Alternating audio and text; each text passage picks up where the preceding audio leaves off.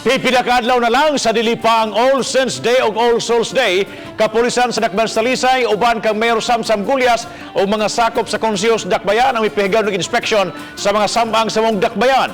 Alang sa dung detalye atong makauban karon live si Chona Carion. Chona?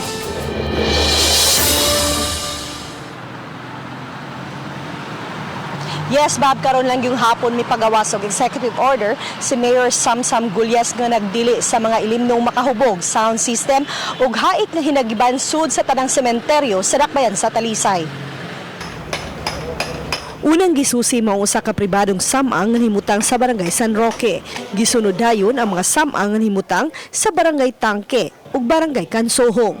Usa sa mga napanlantawang suliran sa dapit mao ang kahuot sa trapiko, ilabi na nga gamay kaayo ang daan padung sa duha ka mga samaang. Lakip sa gibisita, maong labing dakong samaang sa Dakbayan nga himutang sa Barangay Poblasyon. Dinhi gipahibaw sa mga otoridad nga higpit nga gidili ang ilimnong makahubog ug mismong mga hubog nga musud sa mga samaang. Lakip na ang mga hait nga hinagiban og sound system. Maghimo kong executive order kaning mga dagko na speakers, kanang inom, wala gyud na siya. And klarohon na mo pila ka meters ang walay inom dapit sa sementeryo.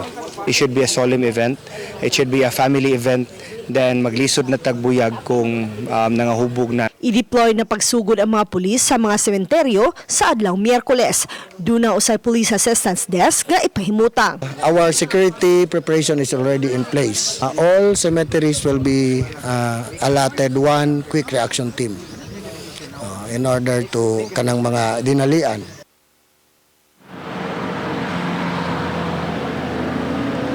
Yes, Bob, giauhag sa mga tilasaynon ang mga otoridad nga alang sa ilang kooperasyon alang sa hapsay ug malinawon nga Todos Los Santos. Bob? Thank you so much, Chona Carion, sa imong live report.